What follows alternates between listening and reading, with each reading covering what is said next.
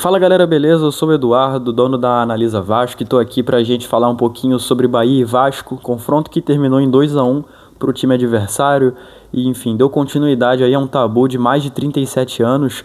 Essa partida ela importa muito porque foi a primeira derrota do Vasco desde a saída de Álvaro Pacheco, então dá descontinuidade na possível sequência de vitórias que o Vasco teria, ou de invencibilidade, claro, com o Rafael Paiva, mas, na minha opinião, diferente das derrotas que a gente viveu recentemente, ela não diz respeito a um time que não conseguiu desempenhar ou performar, e sim, claro, a gente ter pego um time mais forte, e além, claro, do contexto também do jogo, da arbitragem, que a gente vai falar sobre aqui nesse vídeo. Mas antes de qualquer coisa, fica sempre o convite a seguir a Analisa Vasco em todas as suas redes. A gente está presente tanto no Twitter, quanto no Facebook, quanto no Instagram, quanto no TikTok, no Threads, além do YouTube, claro. Então, bom, siga a gente por aí que a gente está falando em muitos lugares sobre o Vasco da Gama. Vamos que vamos. How's man talk about pressure? I don't feel pressure. Send a text on the chat line, give out some testers, then back to my leisure. Bom, essa partida ela foi válida pela 12ª rodada do Campeonato Brasileiro e foi disputada lá na Arena Fonte Nova em Salvador. Ou seja, o mando de campo era do Bahia e essa questão do mando de campo nesse confronto em específico ela é muito importante porque o Vasco não vence na Arena Fonte Nova desde 1987, o que dá aí um hiato de 37 anos desde a última vitória do Vasco especificamente nesse território. Afinal, o Vasco até venceu o Bahia no mando de campo do adversário, só que não no Fonte Nova, era um outro estádio, não me lembro o nome agora, enfim, venceu na década passada, salvo engano, em 2012, mas na Fonte Nova, desde 1987, o Vasco não consegue superar o Bahia.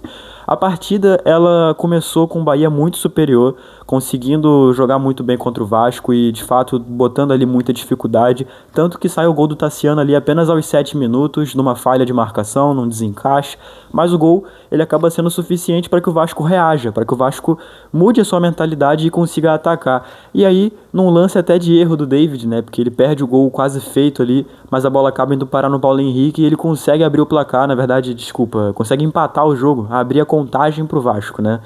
E aí o Vasco começa a competir com o Bahia de fato, fica uma partida bem parelha e, enfim, o destino do jogo parecia ser de um empate ou até de uma vitória pro Vasco, porque o Vasco começa o segundo tempo superior ao Bahia, conseguindo chegar muito ao ataque, conseguindo criar boas chances, só que ali aos 20 minutos mais ou menos do segundo tempo, o David acaba recebendo seu segundo amarelo num lance extremamente questionável e é expulso. E aí depois a gente fala um pouco sobre o lance, mas a expulsão em si foi muito determinante, porque ali alterou o nível de performance do Vasco, que, enfim, foi afetado, né, caiu de produção. Ainda assim, conseguiu manter-se sólido dentro do possível, mas, cara, não foi possível aguentar a pressão por muito tempo. Ali aos 40 minutos, o Oscar Estupinhan vai lá e faz o segundo gol do Bahia, garantindo a vitória deles. O Bahia, é sempre legal falar que, cara, tá num momento muito bom do Campeonato Brasileiro, tanto que são vice-líderes nesse momento, né, estão na segunda colocação.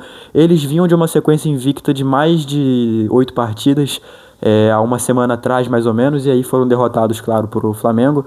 Depois, no final de semana, venceram o Cruzeiro por 4-1 numa goleada. Então, enfim, o nível de performance do Bahia é muito grande. Mesmo nessa derrota para o Flamengo, que eu tive lá no estádio para acompanhar, então posso dizer, afinal eu trabalho pela BTB Esportes, tá? Não tô indo lá ver jogo do Flamengo, do Bahia, de bobeira não, pelo amor de Deus. Mas mesmo nesse jogo o Bahia desempenhou muito bem, né? Então acho que é seguro dizer que a gente foi derrotado por uma equipe que está num patamar de qualidade e também de competitividade acima do nosso. E esse contexto específico já seria suficiente para não dizer que a derrota foi como acho que a gente viveu recentemente. Mas aí, lógico, volta no que eu falei da expulsão do David. O lance da expulsão do David muito provavelmente está aí na tela. É um momento ali de combate físico entre ele e o Gilberto, lateral direito do Bahia. O David acaba fazendo uma gesticulação corporal um pouco mais forte e o árbitro, mal posicionado, entende o lance como uma cotovelada do David na cara do Gilberto. O Gilberto esse que dá uma aumentada ali na encenação, né, valoriza um pouco o lance e aí acaba gerando ali o segundo amarelo do David. E é uma coisa que se comentou que faz muito sentido, né, porque foi amarelo. Se fosse vermelho, o lance teria sido revisado pelo VAR e aí dificilmente teria sido mantida a expulsão. Só que como foi amarelo, o VAR não pôde interferir e aí fica, né, a expulsão. O desempenho do Vasco, individualmente falando, a gente pode talvez aqui destacar a partida que fez, além do Paulo Henrique, né, por ter marcado o gol, Mas eu também gostei muito da partida do Adson. Fez uma partida muito consistente, mais uma vez, né? Mais uma para conta. Lucas Piton também se saiu bem. O Estrela, mais uma vez, conseguiu ter um desempenho bom. É um garoto jovem, apenas 18 anos, e mesmo assim consegue ter consistência nas suas atuações. Destaques negativos, na minha opinião, ficam por conta do Maicon e também do Matheus Carvalho. O Maicon vem de partidas muito ruins recentemente, né? Tá num momento realmente complicado.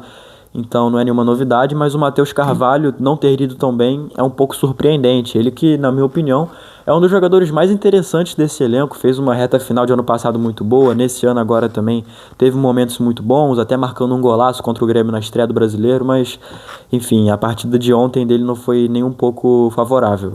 O Vasco agora se prepara para enfrentar o Botafogo no próximo sábado, e esse confronto ele é muito importante porque o Botafogo vem de uma vitória de virada sobre o Bragantino, que é um dos times também que está naquele pelotão de cima, ou seja, vem num momento muito bom. O Botafogo briga pela liderança, junto ao Bahia, está com 23 pontos, ou seja, divide a vice-liderança com o Bahia, vamos colocar assim, em pontuação.